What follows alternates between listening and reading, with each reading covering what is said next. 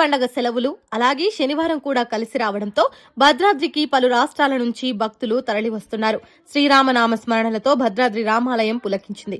Queue లైన్లు నిండిపోయాయి. శ్రీ సీతారామచంద్ర స్వామి వారి దేవస్థానం అనుబంధ ఆలయాలు భక్తులతో నిండిపోయాయి. ముందుగా పవిత్ర గోదావరి నది తీరాన కుటుంబాలతో వచ్చిన భక్తులు స్నానాలు ఆచరించి నదీ తీరాన ఉన్న కళ్యాణకట్టలో మొక్కుబడులు తలనీలాలు సమర్పించి నేరుగా భక్తులు స్వామివారి ఆలయంలో దర్శనం చేసుకుని తీర్థ ప్రసాదాలు స్వీకరించారు.